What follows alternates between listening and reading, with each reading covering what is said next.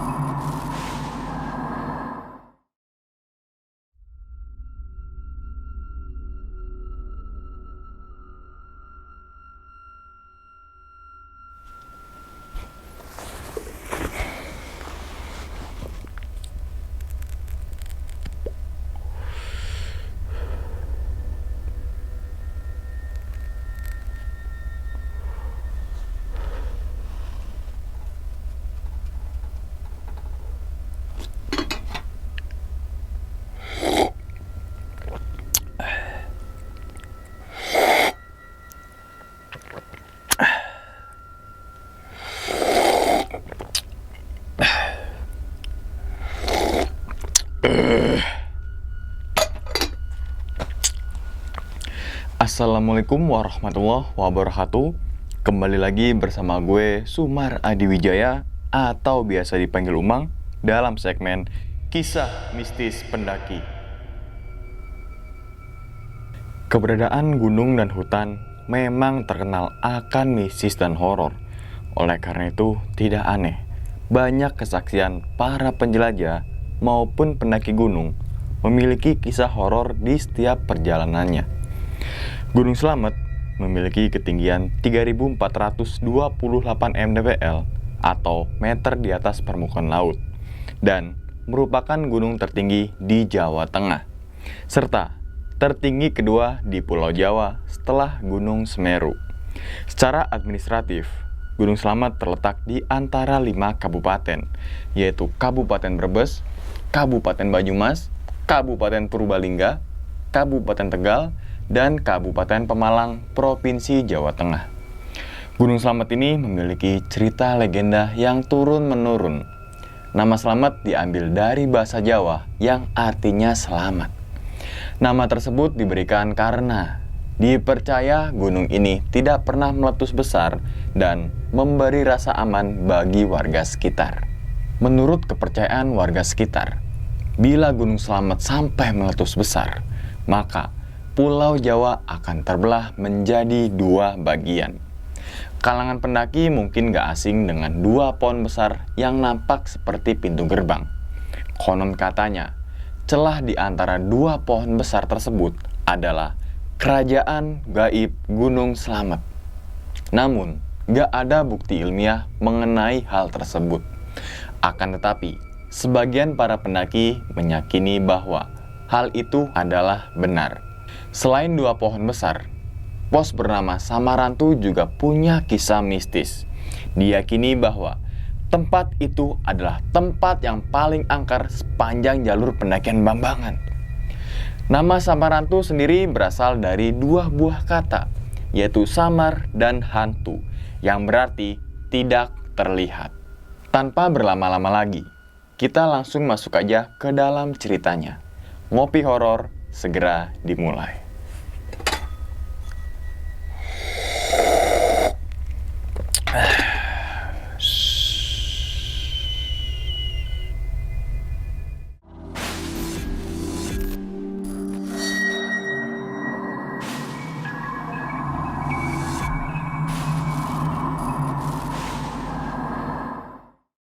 Pada video kali ini, atau pada kesempatan kali ini, gue akan membawakan cerita dari Bang Ray ketika melakukan pendakian ke Gunung Slamet pada tahun 1998.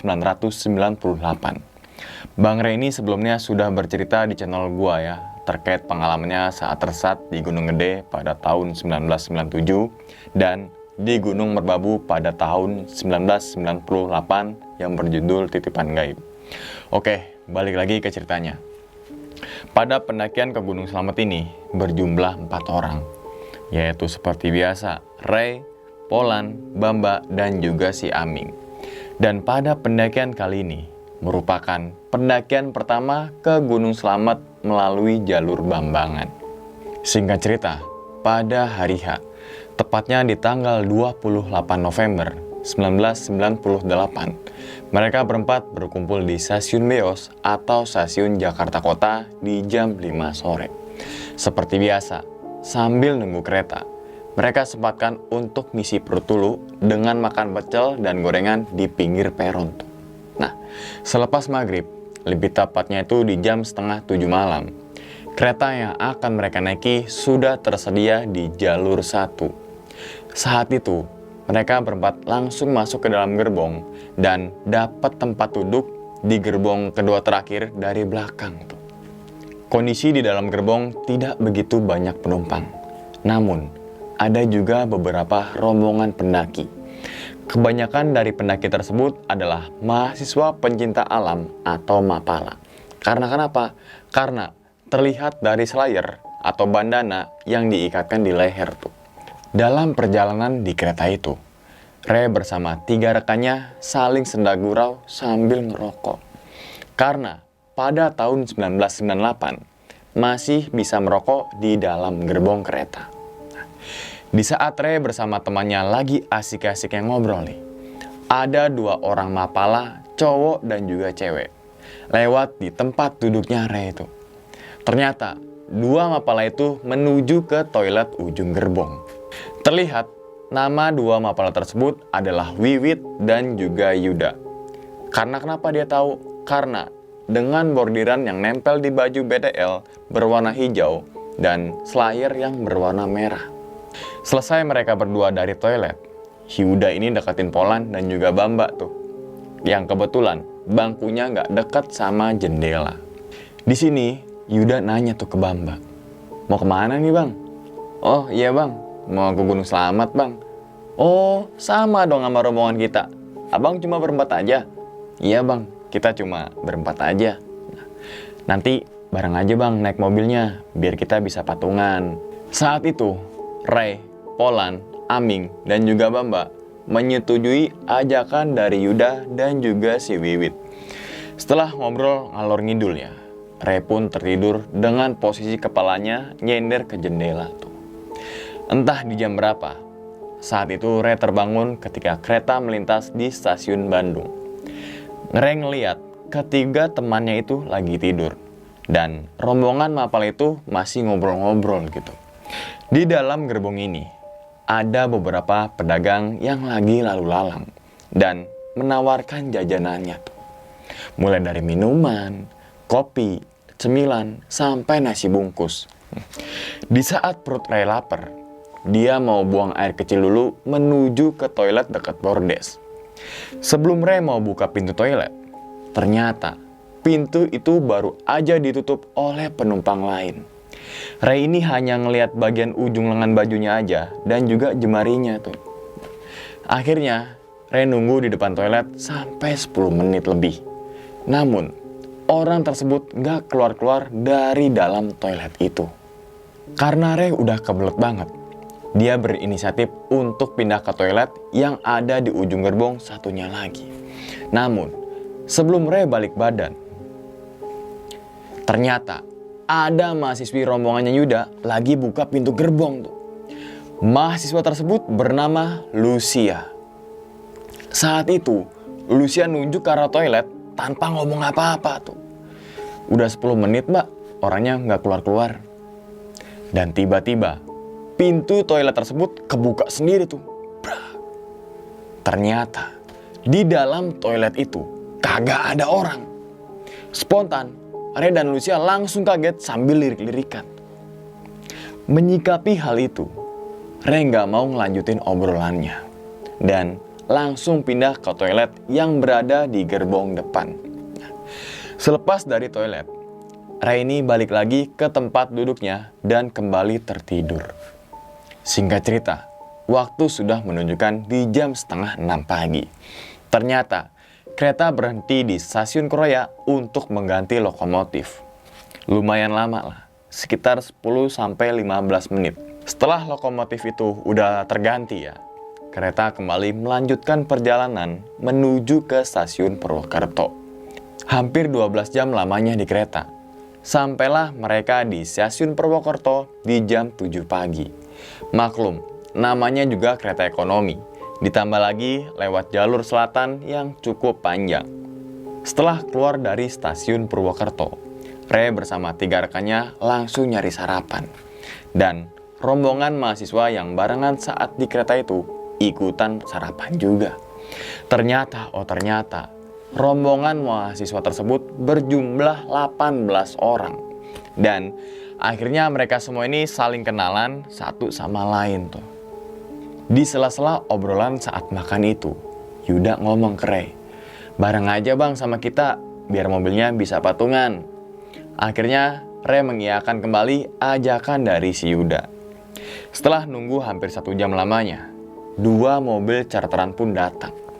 Di sini mereka membagi menjadi 2 rombongan atau 11 orang per mobil. Karena jumlah mereka ini kan 22 orang ya, yaitu 18 orang dari rombongan mahasiswa dan 4 orang dari rombongannya si Re. Nah, langsunglah mereka menyusun tas ranselnya dan masuk ke dalam mobil. Cuaca yang tadinya cerah mendadak mendung pagi itu. Dan di pertengahan perjalanan saat di mobil, Re memberanikan diri untuk nanya ke Wiwit tuh, "Mbak, Lucia ada di mobil depannya." "Hah? Lucia yang mana bang?" Akhirnya Re menjelaskan kejadian saat di kereta yang berpapasan di toilet. Di sini temannya Wiwit yang bernama Wahid nanya juga ke Re tuh, "Emang ciri-cirinya kayak gimana bang?" "Orangnya tinggi, berkulit putih, matanya agak sipit, kayak keturunan Tionghoa." Spontan, Wiwit dan Wahid saling tatap-tatapan tuh. Setelah itu, Wahid langsung nyalain HT-nya dan nanya ke rombongan yang ada di mobil satunya lagi. Setelah nggak ada jawaban mengenai sosok Lucia itu, Re pun tertidur di dalam mobil.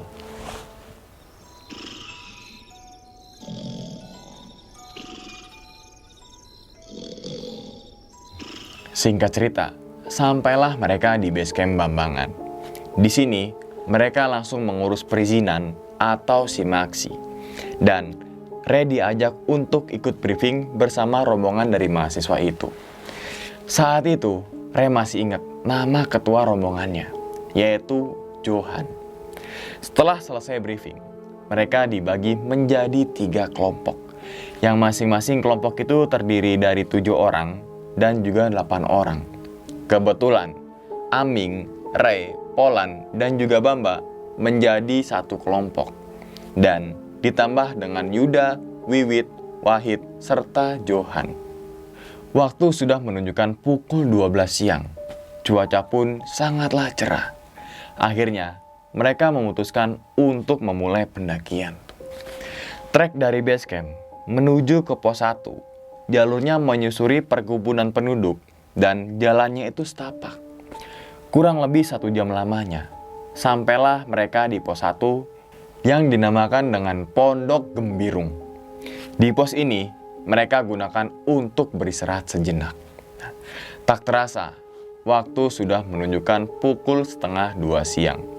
Akhirnya, mereka bergegas melanjutkan perjalanan menuju ke pos 2. Nah, dari pos 1 menuju ke pos 2, mereka sudah disambut oleh gerimis kecil tuh.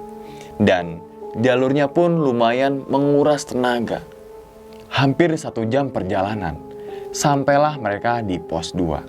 Seperti biasa, di pos 2 ini mereka gunakan istirahat sambil ngelurusin kaki. Disinilah awal kejadian dimulai. Ketika lagi istirahat di pos 2, dan sambil nunggu kelompok 2 dan juga 3 yang belum sampai, tiba-tiba Wiwit nanya ke Re mengenai sosok Lucia tuh. Di sini Wahid juga ikutan nanya ke Re, "Lo beneran bang ngeliat teman kita yang namanya Lucia?" "Iya bang, beneran. Masa gue bohong bang?" "Bang, rombongan kami gak ada yang namanya Lucia." Seketika Re langsung diam sambil ngomong dalam hati tuh, "Berarti semalam siapa dong yang ketemu sama gue di gerbong belakang? Dan siapa yang ada dalam toilet itu? Ketika Ray lagi mikirin sosok Lucia, tiba-tiba Polan nempuk bahunya Ray tuh. "Woi, jangan bengong loh, ntar kesambet," ucap Polan sambil ketawa. Saat itu, semua rombongan pertama nih ya, ngeliatin ke arah Polan yang gak sengaja ngomong sompral. Nah, hampir 10 menit kelompok pertama ini istirahat. Akhirnya, kelompok 2 dan juga 3 datang tuh. Kutuk gitu kan. Di sini, salah satu orang dari kelompok 3 ini yang bernama Amir itu teriak, "Nih gara-gara Lucia nih, kita semua kehambat." Saat itu, Ray langsung ngeliat ke arah kelompok 2 dan juga kelompok 3 tuh. Dan ketika Ray lagi ngitung, ternyata jumlahnya ada 15 orang. Salah satu di antara mereka lagi menghadap ke arah pohon dan sambil nunduk tuh. Mahasiswa tersebut menggunakan pakaian yang sama, yaitu memakai kemeja PDL dan juga slayer. Perlu diingat ya teman-teman semua, rombongan mahasiswa itu kan berjumlah 18 orang. Ditambah dengan rombongannya Ray itu 4 orang. Jadi totalnya ada 22 orang. Dan dibagi menjadi 3 kelompok. Harusnya kan kelompok 2 dan juga kelompok 3 jumlahnya 14 orang. Kita sambung lagi ke cerita ya. Saat itu, Ray mencoba ngelihat wajah perempuan tersebut di balik pohon. Ketika Ray mau deketin, Johan teriak ngasih aba-aba tuh. "Yuk, jalan lagi. Udah jam berapa nih?" Kemudian, kelompok pertama bergegas lanjut jalan lagi. Sedangkan kelompok 2 dan juga 3 masih istirahat di pos 2. Sepanjang perjalanan, Wiwit hanya diam dan gak ngomong sama sekali. Kecuali temannya Ray yang bernama Polan. Dia ini suil-suil atau siul-siul sepanjang perjalanan menuju ke pos 3 tuh. Gak bisa siul lagi. Pokoknya siul-siul lah ya. Nah, di pertengahan jalan, tiba-tiba hujan turun dengan intensitas yang sangat besar tuh. Jalur pendakian pun mulai curam dan air mengalir dari tanjakan ke tanjakan. Sekitar 30 menit berjalan dari pos 2. Tiba-tiba Polan teriak dari tengah tuh. "Break, semuanya tahan dulu. Itu ada cewek mau turun, kasih dia jalan." Spontan, semuanya nengok ke arah yang ditunjuk oleh Polan tuh. Namun, gak ada siapa-siapa. Akhirnya, mereka semua saling lirik-lirikan tuh. Seakan-akan memberi kode. Di sini, mereka berpindah posisi. Johan pindah ke tengah, depan ini Wahid, dan Yuda paling belakang atau sweeper. Di saat mereka pindah posisi, Johan teriak lagi, "Semuanya jaga lisan ya." Kemudian, mereka pun melanjutkan perjalanan kembali. Sudah hampir 90 menit mereka berjalan dari pos 2. Namun, belum juga sampai di pos 3. Di sini, Johan langsung niup peluit tuh. Trit! Itu sebagai tanda untuk break sejenak. Waktu sudah menunjukkan di jam 5 sore. Dan Johan pun mulai gelisah. Kenapa dia gelisah? Karena belum juga sampai di pos 3. Di sini, kabut pun mulai turun menyelimuti mereka semua. Ketika lagi istirahat sambil nunggu rombongan 2 dan juga 3, tiba-tiba ada suara tuh. Bruk, bruk, bruk, bruk, bruk. Seperti orang yang lagi lari dari bawah jalur tuh. Dari balik kabut tebal, terlihat sosok wanita tuh. Dengan pakaian sama seperti mahasiswa rombongannya Yuda. Sosok wanita tersebut seorang diri dengan membawa tas ransel. Wajahnya ini ditutupi oleh slayer dan melewati rombongan pertama tuh. Tapi anehnya, rombongan Yuda gak menyapa sama sekali. Dan sosok perempuan tersebut lagi berdiri di jalur pendakian. Seakan-akan menunggu aba-aba dari si Johan. Di sini, Johan langsung ngikutin sosok wanita itu dan sampai akhirnya semua kelompok 1 ngikutin Johan. Yuk lanjut jalan lagi, ajak Yuda sambil nemuk pundaknya Aming dan juga si Re. Posisi saat itu, Re berada di paling belakang dan terus ngikutin gerak langkah rekannya di depan. Supaya apa? Supaya gak ketinggalan terlalu jauh. Waktu sudah menunjukkan di jam setengah 6 sore. Namun, pos 3 belum terlihat juga. Dari kejauhan, Re ngeliat rekannya lagi istirahat. Dan Re bersama Yuda langsung menyusul dari belakang. Di sini Yuda bilang tuh, "Woi, jam berapa nih?" Lantas, mereka semua ngeliat jam dan hening. Dalam kebingungan bercampur capek, Aming ngambil-ngambilin ranting pohon kering yang tertindih di antara dedaunan yang lembab. Setelah ranting pohon itu sudah terkumpul ya, Aming ini langsung ngeluarin parafin dari tasnya. Supaya apa? Supaya kayu tersebut awet saat dibakar.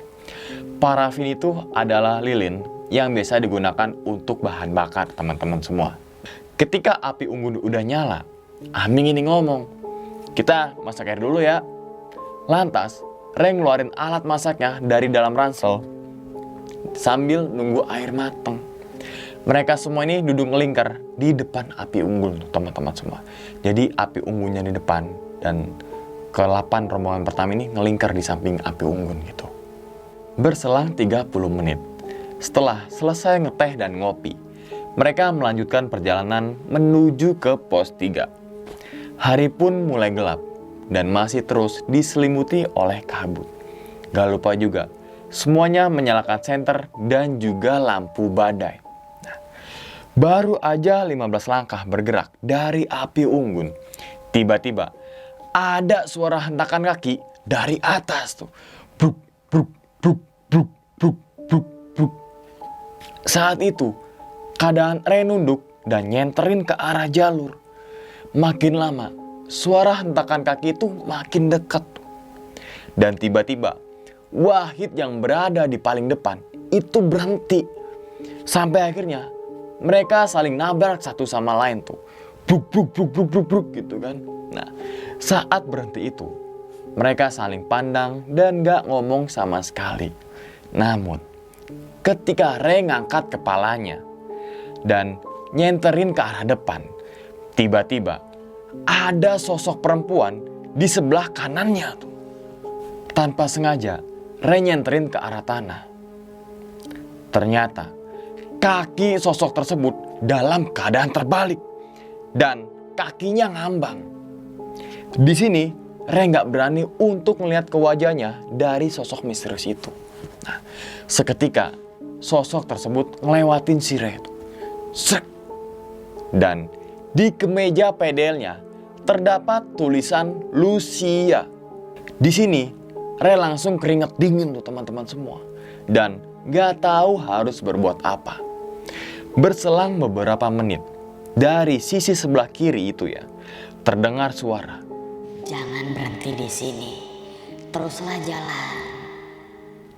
Akhirnya, mereka melanjutkan perjalanan di tengah ketakutan yang luar biasa. Singkat cerita, sampailah mereka di pos 3 di jam 7 malam. Pos 3 ini dinamakan dengan Pondok Cemara. Nah, berselang beberapa menit, akhirnya, rombongan kedua dan juga rombongan ketiga sampai di pos 3. Di sini Wahid teriak tuh, "Gue capek, gue pengen turun." "Wahid, jangan ngomong kayak gitu loh," ucap Yuda. Nah, setelah 30 menit istirahat, mereka semua melanjutkan perjalanan lagi menuju ke pos 4. Dari pos 3 menuju ke pos 4, tidak ada hal-hal aneh yang terjadi. Semuanya aman-aman aja dan gak ada gangguan-gangguan dari dedemit. Singkat cerita, di jam 9 malam, sampailah mereka di pos 4 yang dinamakan Pos Samarantu. Di pos ini gak ada satupun tenda pendaki yang berdiri, walaupun lokasinya datar untuk mendirikan tenda. Di sini, keanehan kembali terjadi. Wiwit yang dari tadi diam, tiba-tiba langsung melenggak-lenggok layaknya orang menari. Tubuh dan tangannya itu lentur layaknya penari profesional. Padahal Wiwit ini nggak bisa nari sama sekali. Akhirnya Wahid langsung deketin itu Wiwit dan megang tubuhnya tuh. Namun Wahid malah terpental ke arah pepohonan. Berselang beberapa detik, Wiwit langsung pingsan dan tak sadarkan diri. Akhirnya Yuda langsung lepas tas ranselnya Wiwit gitu kan, dan sambil bilang tuh, "Bawain tas gue ya. Ingat apa yang gue omongin di bawah," ucap Yuda sambil ngegendong si Wiwit. Suasana saat itu sangatlah mencekam. Benar-benar mencekam.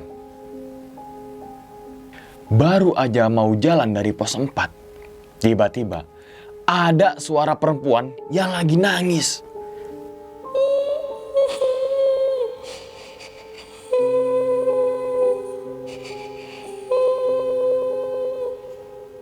Dan suara tersebut berasal dari balik pohon tuh, yang terdapat plang pos 4. Seketika mereka semua terdiam tanpa suara. Saat itu Rem mencoba nundukin kepalanya dan gak mau lihat ke arah sumber suara tersebut. Namun sosok wanita yang berkaki kebalik itu tepat berada di samping kanan bahunya Rem. Lantas Rem langsung megang tangan kirinya Aming dan bertukar posisi gitu kan. Gak ada obrolan sama sekali, melainkan hanya suara langkah kaki yang terburu-buru. Karena kenapa? Karena ketakutan dan ingin segera meninggalkan pos 4 Samarantu. Berselang beberapa menit, sosok wanita misterius itu hilang. Singkat cerita, sampailah mereka di pos 5 di jam 10 malam. Di sini mereka langsung mendirikan tenda dengan penuh ketakutan. Dan sambil nunggu pagi, mereka semua bergantian untuk menjaga tenda. Jadi, sebagian ini tidur dan sebagiannya ini begadang. Oh iya, saat tiba di pos 5 itu berselang beberapa menit sampai tuh ya kelompok 2 dan juga kelompok 3. Jadi nggak kepisah gitu teman-teman semua. Selama bermalam di pos 5 ini, gak ada kejadian-kejadian yang bisa dikatakan di luar batas nalar. Singkat cerita, waktu sudah menunjukkan di jam 9 pagi. Di sini ada pembagian tugas. Sebagian masak dan sebagian ini packing. Setelah selesai makan dan juga packing, mereka melanjutkan perjalanan lagi menuju ke pos 7. Dari pos 5 sampai ke pos 7, aman-aman aja tuh teman-teman semua ya. Dan sesampainya di pos 7, mereka kembali mendirikan tenda dan bermalam lagi. Selama bermalam di pos 7, gak ada kejadian-kejadian yang aneh-aneh dan berjalan dengan lancar aja tuh teman-teman semua. Singkat cerita, waktu sudah menunjukkan di jam 4 pagi. Di sini mereka melanjutkan perjalanan lagi menuju ke puncak Gunung Slamet. Namun, hanya sebagian aja yang ke puncak. Sekitar 15 orang teman-teman semua.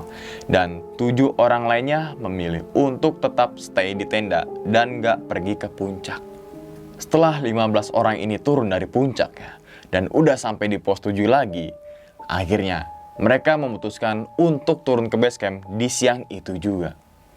Mengingat kejadian semalam, mereka tidak mau membagi kelompok lagi. Dan ke-22 orang itu berjalan saling beriringan. Dalam perjalanan turun dari pos 7 menuju ke base camp Bambangan, gak ada kejadian-kejadian yang aneh-aneh lagi. Dan singkat cerita teman-teman semua ya, sampailah mereka di base camp Bambangan di jam 6 sore. Dengan kenapa? Dengan keadaan selamat. Nah, sesampainya di base camp, Re bertemu dengan bapak-bapak yang berpakaian seperti pemburu tuh. Pada saat itu, ada sedikit obrolan. Sepertinya, bapak-bapak itu mengetahui kejadian yang dialami oleh rombongan Re dan rombongan mahasiswa tersebut. Setelah ngobrol dan juga bebersih, mereka dijemput lagi oleh mobil charteran. Dan menuju ke stasiun Jebres. Selama perjalanan di kereta dari stasiun Solo Jebres menuju ke Jakarta gitu kan, mereka ini saling ngobrol dan membahas kejadian-kejadian saat kemarin. Singkat cerita, sampailah mereka di stasiun Jakarta Kota dengan keadaan selamat. Nah, mungkin itu aja teman-teman semua cerita dari Bang Rey ya, ketika melakukan pendakian ke Gunung Slamet pada bulan November tahun 1998 bersama 3 sahabatnya dan rombongan mahasiswa pencinta alam. Nah, apa sih hikmah yang bisa kita ambil nih ya? Yang pertama adalah kita tidak boleh ngeluh saat mendaki gunung. Entah itu di Gunung Slamet atau di gunung manapun. Karena kenapa? Karena ketika kita ngeluh, otomatis sugesti kita itu capek dan kita tuh pengen turun gitu. Jadi usahakan tetap semangat gitu. Capek mah pasti gitu kan. Tapi pikiran kita ini harus positif gitu. Jangan berpikiran, aduh capek, gue nyesel naik gunung gitu. Jangan ya. Yang kedua hikmah yang bisa kita ambil adalah dalam 22 rombongan itu, bukan 22 rombongan, tapi 22 orang itu terbagi menjadi 3 rombongan dan masing-masing rombongan dikepalai oleh leader gitu. Jadi walaupun terpisah gitu kan, akan tetapi masih bisa komunikasi dan ada yang nge-cover. Contohnya tadi kan dia juga membawa HT gitu ya. Jadi nggak masalah misalkan kepisah juga. Di setiap kelompok ada leader dan juga sweeper. Nah, yang ketiga ini gue juga belum tahu mengenai detail tentang sosok Lucia. Apakah sosok Lucia itu merupakan rombongan dari mahasiswa pencinta alam itu yang meninggal di Gunung Slamet pada tahun 1998 atau memang sosok-sosok yang memang penghuni dari situ. Nah, saat ini juga Bang Rey belum menceritakan secara detail tentang kejadian sosok Lucia itu siapa gitu ya. Dan masyarakat Gunung Slamet juga menganggap bahwa itu ya sebenarnya ada gitu sosok, entah itu namanya Lucia atau bukan, itu ada gitu. Tapi yang anehnya dalam pikiran gue ini adalah sosok Lucia itu pakainya sama dengan rombongan pendaki yang mahasiswa pencinta alam itu. Berarti sosok Lucia itu adalah seorang mahasiswa pencinta alam yang meninggal di Gunung Slamet. Mungkin itu aja teman-teman semua pada video kali ini, dan nantikan video-video gue berikutnya. Hal gaib itu muncul ketika sugesti kita buruk. Wassalamualaikum warahmatullahi wabarakatuh. Selamat beristirahat.